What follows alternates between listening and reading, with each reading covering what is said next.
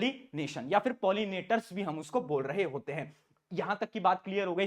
अब वापस से उस डायग्राम पे आते हैं क्योंकि मैं आपको बहुत ज्यादा इंपॉर्टेंट चीज बताने वाला हूं। देखो जब हमने ये वाला डायग्राम देखा तो अब पता क्या होगा, यहां पर पॉलिनेशन हो गया, ट्यूब बन गई, और उसके बाद क्या हो गया, फर्टिलाइजेशन हो गया, जाइगोट बन गया। अब जाइगोट बड़ा होकर एम्ब्रियो बनेगा, और उसके बाद एम्ब्रियो जो है, ये जो ओवरी आप देख पा रहे हो ना, ये जो ओवरी देख पा रहे हो, ये बन जाएगी पूरी की पूरी फ्रूट, फ्रूट बन जाएगा आपका। और ये जो अंदर ओव्यूल था ना, ओव्यूल, ये बन जाएगा सीड। तो याद रखना, क्वेश्चन पूछा जाता है बोर्ड के अंदर, पोस्ट फर्टिलाइजेशन यानी फर्टिलाइजेशन के बाद ओवरी किस चीज में कन्वर्ट होती है, ओवरी कन्वर्ट होती है फ्रूट के अंदर, और जो अंदर का ओव्यूल है बेचारा वो सीड बन जाता है। ठीक है, वो सीड बन जाता है। अब सीड के भी कुछ पार्ट्स होते हैं, तो याद रखना सीड्स के बेसिकली तीन ही पार्ट होते हैं बेटा, एक होता है सीड कोट, एक होता है एम्ब्रियो, एक होता है कोटिलेडन। कुछ नहीं है, सीड कोट प्रोटेक्शन देगा भैया, जेड प्लस सिक्योरिटी। एम्ब्रियो क्या है, एम्ब्रियो अंदर का पार्ट है, और कोटिलेडन क्या है, इसके अंदर जो है फूड स्टोरेज है, यानी खाना बना देगा। अब एम्ब्रियो के दो पार्ट होते हैं, प्लूमिल और उसके अलावा रेडिकल। प्लूमिल और रेडिकल क्या होते हैं, फ्यूचर शूट और फ्यूचर रूट।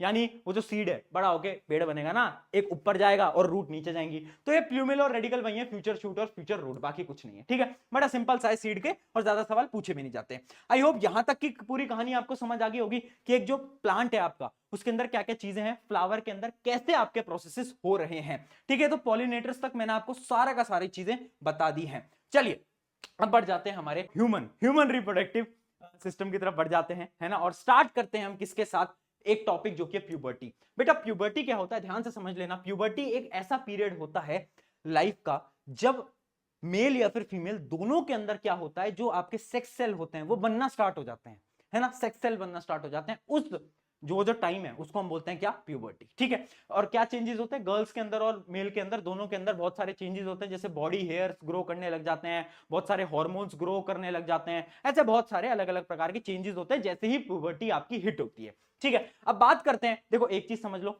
मेल के अंदर है स्पर्म सेल, ठीक है, फीमेल के अंदर है एग सेल, या फिर हम इसको क्या बोलेंगे, ओवम भी बोलेंगे। ठीक है, एग सेल या फिर ओवम दोनों बोलेंगे। याद रखना प्रोसेस क्या होता है, एक एक करके जान लेते हैं। सबसे पहले मेल पढ़ते हैं, फिर फीमेल पे आएंगे। देखो मेल रिप्रोडक्टिव ऑर्गन में क्या है, ये डायग्राम बहुत ज्यादा इंपॉर्टेंट है, और ध्यान से समझना, डायग्राम की मदद से स्टोरी वे में हम समझ लेंगे। ये जो आप नीचे देख पा रहे हो, ये होता है स्क्रोटम। स्क्रोटम एक ऐसा मस्कुलर चीज होती है जिसके अंदर आपके टेस्टीज होते हैं। अब टेस्टीज बहुत इंपॉर्टेंट है, इसके दो काम है, क्या, एक तो टेस्टोस्टेरोन हार्मोन बनाता है, और ये क्या करता है, आपके जो स्पर्म सेल है वो यही बनाएगा। ठीक है, अब क्या होगा, आपकी जो स्पर्म सेल है वो एक ट्यूब है, ये जो ट्यूब आप देख पा रहे हो इसको हम बोलते हैं वास डेफरेंस। क्या बोलते हैं, वास डेफरेंस। इसकी मदद से स्पर्म सेल को ऊपर ले जाएगा।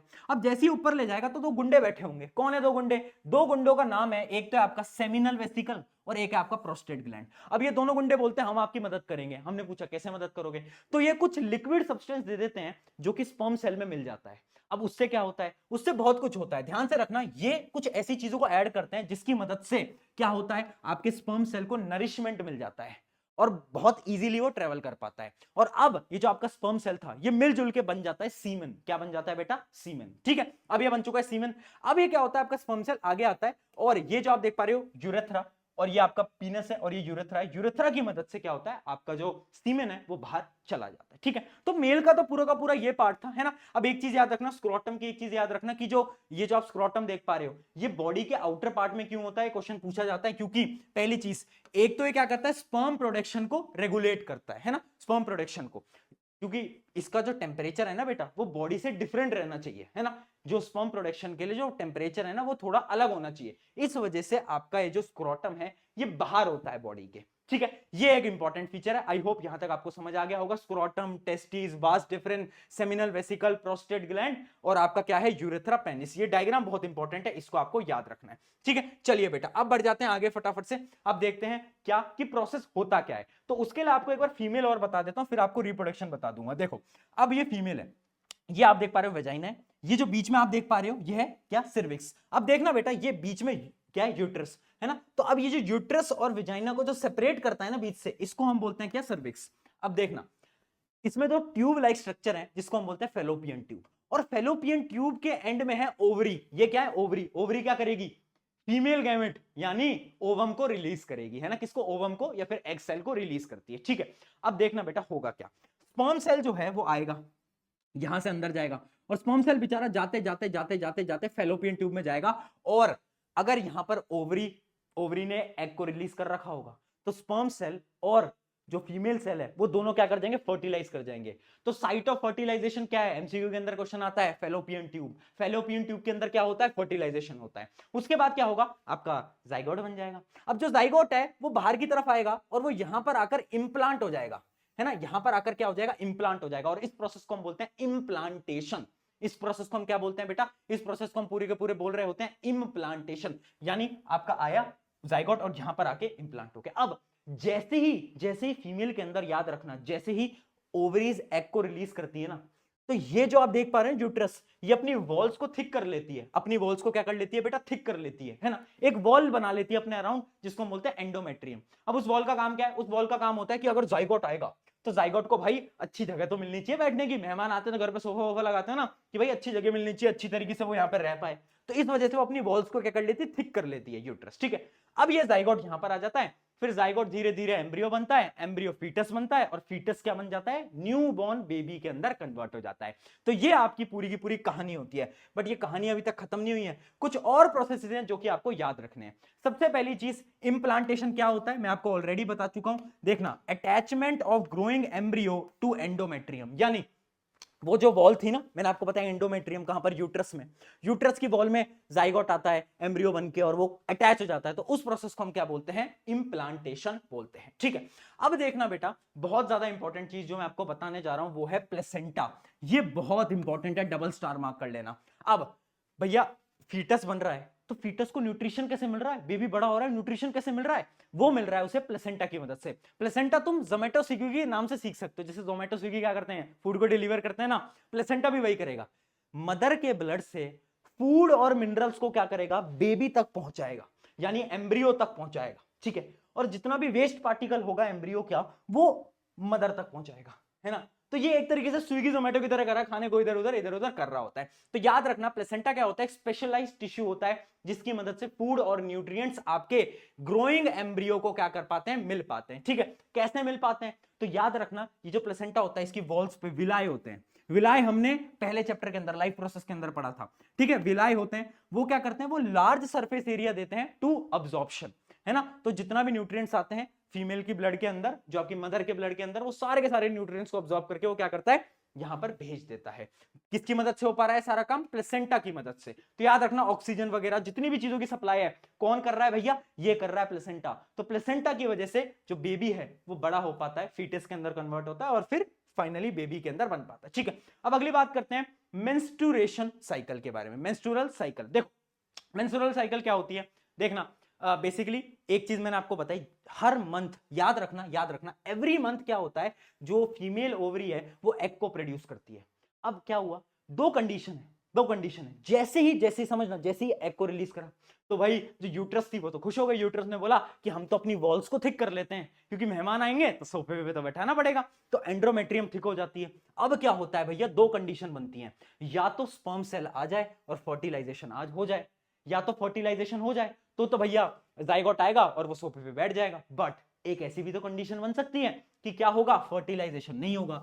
जैसे ही फर्टिलाइजेशन नहीं हुआ तो पता क्या होगा, कुछ दिन बाद, 2-3 दिन बाद, वो जो वॉल बनी थी ना मोटी, वो वॉल जो है वो ब्रेक डाउन करने लगती है, यानी टूटने लगती है in the form of blood and mucus, और वो जो है वेजाइना से निकल जाती है। और उसी पूरे प्रोसेस को हम बोलते हैं क्या, मेंस्ट्रुअल साइकिल या फिर पीरियड्स भी इसको हम बोल रहे होते हैं। तो बेसिकली किसकी वजह से हो रही है, हर मंथ में होती है। क्यों होती है, क्योंकि ओवरी ने एग को रिलीज करा, इस वजह से होती है। तो ये है आपका प्रोसेस ऑफ मेंस्ट्रुअल साइकिल। इस पे भी सवाल कभी कभार आ जाते हैं, ठीक है। अब बढ़ जाते हैं आखिरी टॉपिक की तरफ, जो कि है रिप्रोडक्टिव हेल्थ। देखना, रिप्रोडक्टिव हेल्थ में हमें क्या करना है, दो चीजें हैं, एक तो हमें पॉपुलेशन को कंट्रोल करना है, इंडिया में बहुत ज्यादा रिक्वायरमेंट भी है।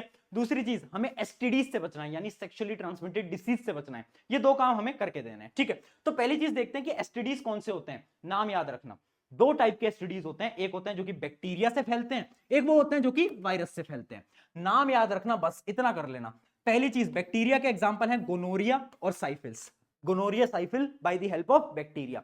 उसके अलावा वायरल, जो वायरस है उससे कौन फैलता है, एड्स, एड्स के बारे में सबको पता ही होगा। उसके अलावा वॉट्स एक और होता है। तो वॉट्स और एड्स किसकी मदद से, वायरस, और ये बैक्टीरिया की मदद से। ये बस एग्जांपल याद रखना, कभी कभार एमसीक्यू के अंदर क्वेश्चन पूछ लिया जाता है। अब देखते हैं सम कॉमन कॉन्ट्रासेप्टिव डिवाइसेस, यानी अगर हमें पॉपुलेशन कंट्रोल करना है तो हमें कॉन्ट्रासेप्टिव मेथड्स का यूज करना पड़ेगा। कौन से हैं? 4 प्रकार के हैं, बड़े सिंपल हैं। पहला है मैकेनिकल मेथड, यानी हम बात कर रहे हैं इसके अंदर कॉन्डम्स की, जो कि फर्टिलाइजेशन को रोक देते हैं। अगला होता है आपका केमिकल मेथड। केमिकल मेथड्स के अंदर बहुत सारी पिल्स आती हैं, कुछ ऐसी पिल्स आती हैं जिससे कि आपका जो फर्टिलाइजेशन है, जो एग फॉर्मेशन है फीमेल के अंदर, उसको रोका जा सकता है। और अगला मेथड होता है आईयूसीडी। वैसे केमिकल मेथड जो है वो सजेस्ट नहीं किया जाता क्योंकि उसके साइड इफेक्ट होते हैं।